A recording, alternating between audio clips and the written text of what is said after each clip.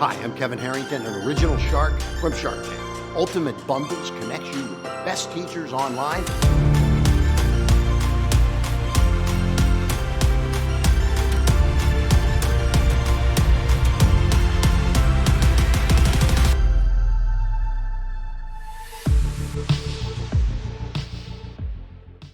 First key is that you don't need to be an expert to succeed at blogging. And this is something I see so many bloggers kind of run into and bang their heads against and really just get held up from even starting because they feel like they're not an expert.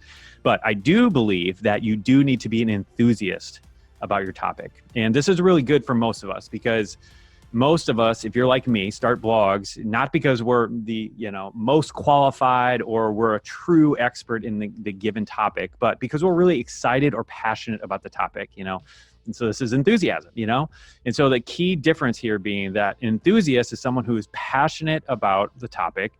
And for our purposes of what we're talking about here, an expert is someone who might know a whole lot about it, but isn't really passionate about it. The curse of knowledge is when you know things that the other person does not know, and you've forgotten what it's like to not have this knowledge. And this makes it harder for you to identify with the other person's situation and explain things in a manner that is easily understandable to someone who is a novice. The truth is that no one knows the struggles like someone who is currently kind of going through it or recently lived through it. And that gives you an invaluable advantage over those who haven't dealt with it in years or decades or even ever, And I've seen this time and time again myself, like a new blogger will come out and say something in a way where I think, why did I not think to say that like that? And the reason that happens a lot of times, I've been doing this such a long time, they just said this so much better than I could have come up with. And the reason is almost always the curse of knowledge, where I just forgot what it was like at the beginning to do whatever the thing was, whatever the topic is. I've found that being an enthusiast is one of the best keys to being a successful blogger. And so even if you are an expert, focus on being an enthusiast. And if you are an expert, or become one, like you have to work to fight against the curse of knowledge and try to never forget what it was like at the beginning. If you are an enthusiast with just a little expertise or no expertise, you are in a good place to start blogging. Like it's a road well paved with a lot of successful people who are not an expert. And if you are a well-credentialed expert, you can crush it too, but just keep fighting against the curse of knowledge. Key number 2. I believe this for years, that just believe that the more blog posts you write, the better chance of succeeding you're going to have. And over the years, I've just realized that that's not the case. That's not, unfortunately, the key to success, And I think with books, like if we think about books, I think we all know that the key to writing a successful book isn't the number of words, on the page or the number of words in the book. It's not like just writing as much as you possibly can is going to solve that problem and make the book successful, and even writing a dozen books. That doesn't mean that you're going to have success. I used to wonder what was wrong with me because I'd spend all this time on a blog post or I'd write a whole bunch of blog posts and why was no one reading it? I didn't understand why no one was coming to read it. And the problem wasn't that my content wasn't good enough. I actually think it was good enough for where I was at that point. It was just that no one knew about it and that people need help finding out about what you're creating. And so at the time, I used to spend probably 99% of my time actually creating content, writing blog posts, and maybe 1% to 2% of my time letting people know about it. And once I began switching gears and focusing, more time on letting people know about it than I actually was creating, the floodgates just kind of opened up for me. This is a screenshot from our analytics that, I just want to illustrate a point here. So if you look in the page views column right there at the top, that's the total page views from all of our 700 blog posts. So it was about 1.1 million page views or so off of 700 blog posts. Now, if you look right there, that's our top 10 pages on our site. And if you add up all those, I don't have that listed on that slide there, but if you add up all 10 of those pages, that's 479,000 page views. So what that means is that 40% of our traffic came from 10 pages. So even though we have 700 pages on our site, 700 blog posts, 10 pages are yielding 40% of our traffic. So even if we deleted off 690 blog posts on our site, which I wouldn't do, but even if we did do that, we still would have about 500,000 visits to those 10 pages. When I just discovered this trend, like how disproportionate it was, I realized that focusing on that content, that top content, and spending time getting eyeballs to that was like the best thing I could do. The key to making this work is to create something great and to really create a great piece of content. But I'm advocating creating a little bit less rather than more, and really focusing on quality and spending time getting people to it before you move on to create something new. Because I think that's something that so many of us creators just miss out on, because we create something great, we pour our heart and soul in it, we put it out to the world, and then it feels like it didn't get the traction it deserved. So it's like, all right, well, I guess I failed. Let's try something else. And in reality, like, some things just take a little bit more time to get eyeballs to it, you know? And so this is a funny example, and you can go check this out yourself. But if you go to Samsung's website right now, and you look at their phone lineup, they have over 230 phones and variations listed currently available for sale. So this isn't like 230 phones that they've ever made, but this is literally right now they're selling 230 phones. Like, how do you market that? Like, how do you drive people to that, you know? And you probably know where I'm going with this, but on the other hand, you have Apple, who, if you go to their website, they might have 3 or 4 versions of the iPhone that are currently available. And because Apple only releases a few products and they don't do it very often, they can focus a long time on marketing those few items.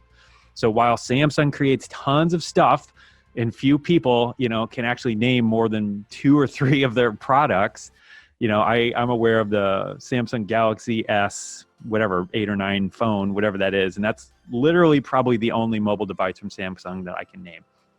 You know, and on the other hand, Apple creates something really great, and then they spend a good amount of time letting people know about it before they move on to. And that's what I think we as bloggers should do. And I've seen that over and over again. It's just been a common thread with successful bloggers.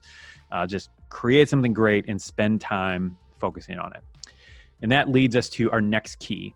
This is that most things most bloggers care about actually don't matter. And so for me, if we go back to my first year blogging, I pretty much just felt terrible about my blog, like, all the time. My self-esteem just kind of rose and fell based on the number of comments I would get. And this was even like kind of pre-social media, you know, and I was just always trying to learn whatever the new platform was at the time, or like kind of thing to get some traffic. Like, I was just like, I felt like if this thing popped over here, I had to go do that. I had to do this, you know, and I was just running from thing to thing to thing.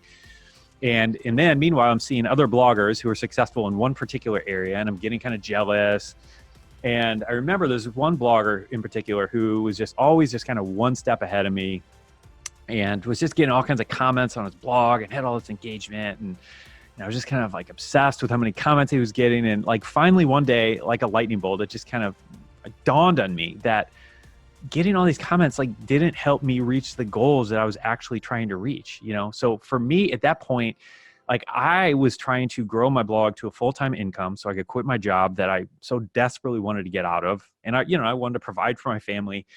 But that was the thing. It's like, and so I asked myself, why am I so obsessed with comments? Like, why am I so obsessed with blog comments? And it was just the metric that everybody was paying attention to, you know, and whether it's not as big of a deal now, but like now everybody's focused on the number of followers you have on your social media platform. And, you know, you and I both know this, like, you can't pay the bills with the number of followers you have. And so, you know, and you might be like me where you're a little bit skeptical and you're like, well, yeah, but if you have a ton of followers, you know, it's going to help, like, because blah, blah, blah, blah, blah. And the truth is, like, I have been doing this long enough. And, you know, and I've been on both sides of this. I've had times where we've had, like, you know, really big followings on certain things, and times when we haven't. And it just doesn't make that big of a difference. Like, you can have a ton of followers and just not have an engaged community, a community who doesn't pay attention to what you're doing. You can have a ton of followers and not make much money. Like, it's possible. It absolutely is possible. And on the other hand, I've seen the inverse be true as well. Like, I've seen tiny blogs who have massively impacted the lives of their people, who get emails like nonstop left and right of, you know, my life was changed because of what you wrote here. Like, that is so fulfilling, you know? And I've seen tiny blogs do this, and even tiny blogs like generating 6 figures from their blog. Like, there's just not a direct correlation between the number of followers you have and how much money you're making. So to be obsessed with that metric, you know, or whatever the thing is, it just doesn't make sense. And so if you're already obsessed with one of those, you're like, how do I get more followers? How do I do this? Let me just like set you free right now and say, let it go, my friend. Just let it go. Let's focus on the important stuff that actually matters, that's going to get us towards our goal. And I'm not at all saying that you shouldn't pay attention to growing your audience, but the more important thing is to really focus on adding value to your people.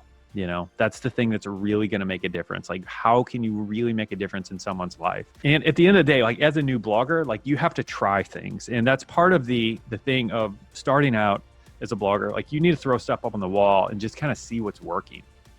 But once you start growing and once you start having a little success, like you're quickly going to realize that you need to start turning down opportunities in order to stay focused on the most important thing. And so if you're already blogging, like ask yourself, what are the things that are actually helping you reach your goals? And what are the things that just don't matter, that you're spending time on? Like, what are those things, what are those social media platforms that just aren't yielding any benefit to you? You know, and I know Ruth was talking about this last night. Like they just don't focus on Instagram. It's just not their world. Whereas there are so many people who say you have to do Instagram. You know, and clearly Ruth's having a little bit of success. She's crushing it. So you got to find the things, the areas where your audience is, you know, and some of the stuff, you know, requires testing to figure out and, you know, finding that combination of what you enjoy, what lights you up and where your people are.